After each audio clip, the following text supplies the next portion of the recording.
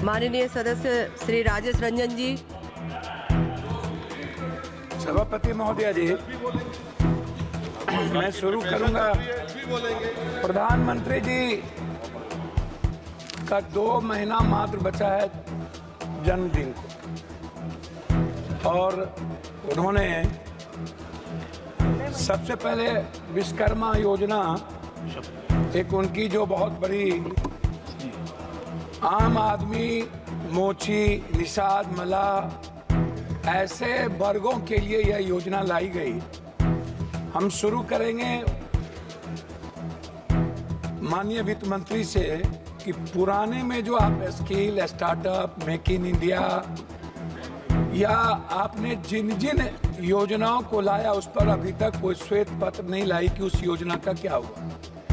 आपको रघुराजन जी के audit report को भी देखना चाहिए। उसके बाद भी जो रिपोर्ट आई उस पे भी आप कभी इस सदन में आप नई योजना लाते हैं, नया बजट लाते हैं, पुरानी बजट पर कभी चर्चा नहीं करते हैं कि उस पर कोई इम्प्लीमेंटेशन हुआ या नहीं हुआ, उस पर कोई ध्यान दी गई कि नहीं।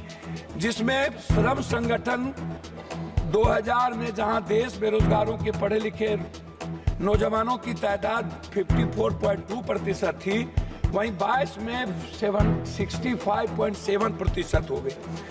मेरा सीधा इस पे है कि जब आपने 13,000 करोड़ रुपया एक विश्वकर्मा योजना पर लाया, या जब आप कहते हैं कि मैं नौकरी के लिए 400 घराना, 400 बड़े कॉरपोरेट को मैंने कहा है कि आप बेरोजगार लड़कों को 5,000 अनुकंपा पर आप इसको इंटेंसिव दीजिए।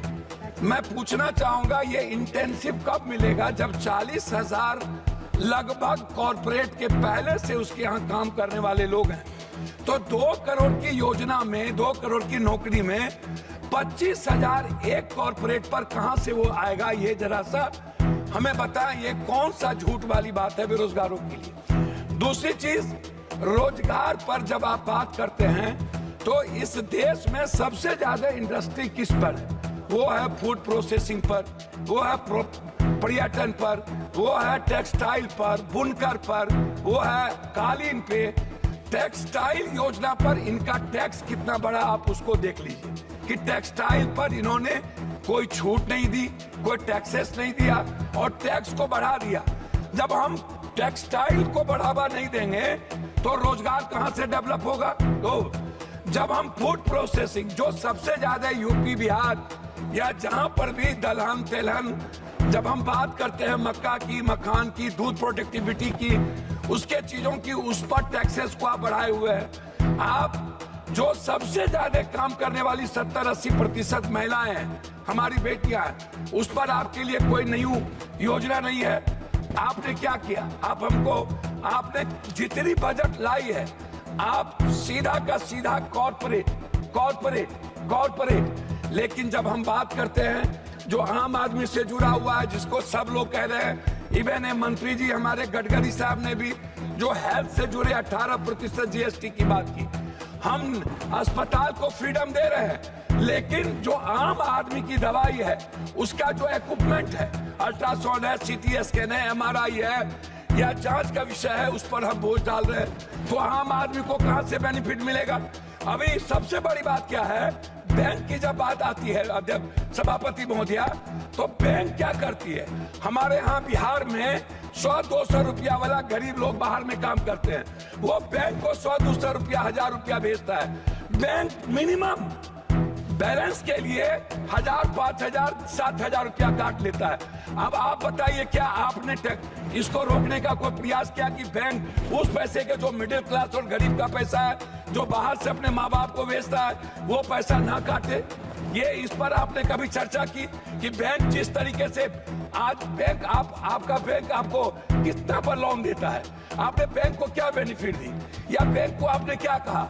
जो बांग्लादेश में आज जो मोहम्मद यूनुस को वहां बनाने की मांग उठी, क्यों उठा? उसका कारण क्या था? उसके सबसे बड़े कारण थे कि उन्होंने बैंकिंग सेक्टर को आम लोगों के लिए उसके लिवलाइज, उसको लोन का, उसके ब्याज और उसकी सूद को कम किया। लेकिन क्या मिडिल क्लास कोई गरीब आदमी कर सकता है? हम आते हैं किसान पर, आपने किसान पर टैक्स नहीं बढ़ाया, लेकिन आपने क्या किया, 50 किलो खाद को आपने 45 किलो कर दिया, आपने 40 किलो कर दिया। मैं जानना चाहता हूं कि 45 किलो को 50 किलो को क्यों कम कर दिया। दूसरी चीज जो सबसे बड़ी बात है उसको मैं आपसे कहना चाहूंगा कि मैडम बार बार रोजगार की बात होती है, बार बार यूथ की बात होती है, एजुकेशन की बात होती है। हमें आप मैडम बताइए, दलितों को स्कॉलरशिप मिलता था, स्कॉलरशिप में अब क्या किया गया, उस दलित के स्कॉलरशिप को रोक दिया गया। कहा गया पहले तुम एडमिशन लो, 60% जब तुम्हारा, मैडम मैं आ रहा हूं, 60% जब तुम्हारा होगा अटेंडेंस तब हम तुमको स्कॉलर देंगे। इस तरह मिनिमम मदरसे की आप चीजों को 2 करोड़ कर दिए। आप अल्पसंख्यक जैसे मौलाना आजाद जो फेलोशिप था उसको आपने बंद कर दिया। आपने बजट को आपने सीधा 117 करोड़ पर ले आए अल्पसंख्यक के लिए। तो जो आप सबका विकास, सबकी बात करते हैं नरेंद्र मोदी जी की सरकार। मेरा मैडम लास्ट है बिहार से। बिहार सरकार ने लगातार बिजली को लेकर के वन नेशन, जैसे वन नेशन वन एजुकेशन की बात उठती रही, वन नेशन वन हेल्थ जो हमारे राजस्थान की सरकार ने किया, बिहार सरकार ने 4 चीज आपको भेजा है। एक भेजा है वन नेशन वन टेरिटरी बिजली पर जो सबसे ज्यादा मांगा 4000 करोड़ रुपया बिहार सरकार पर अब ज्यादा बोझ पड़ता है। धन्यवाद। मैं कम कर रहा हूँ, 70 पैसा मैडम, 70 पैसा एक आदमी पर पड़ता है। दूसरा, लगातार बिहार सरकार की ये योजना है हाई डैम से 40,000 करोड़ विद्युत परियोजना को बढ़ावा देना, हाई डैम, जिससे पूरा का पूरा कोसी, सीमांचल, मिथिलांचल को बढ़ावा मिलेगी। मैडम क्या हुआ इस बजट में? क्या आपने नेपाल सरकार से बात करके आपने हाई डैम बनाने की परियोजना की? एक तीसरा चीज बिहार सरकार ने कहा है कि हमको 15 लाख, एक मिनट मैडम, एक मिनट। बिहार सरकार ने कहा है कि हमको उद्योग को बढ़ावा देने के लिए हमको 15 साल आप जीएसटी माफ कर दीजिए ताकि हम अपने डेवलप करें। आपका हमको नहीं चाहिए, चाहे डालमिया नगर, हमको आईएम की बात हमने किया पूर्णिया में, हमने आईटी की बात किया पूर्णिया में, हमने बात की मक्का और मखान पर फैक्ट्री की, आपने वो नहीं किया।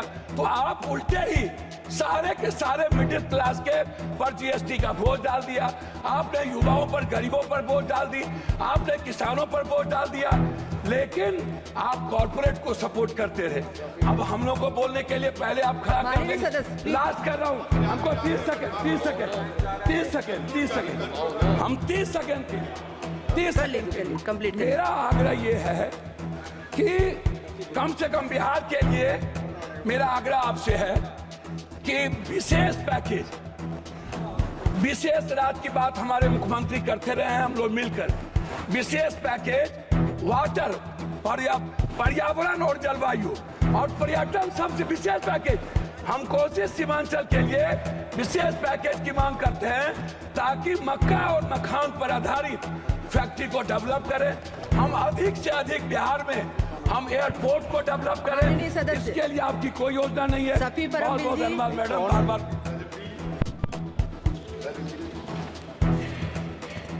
Thank you.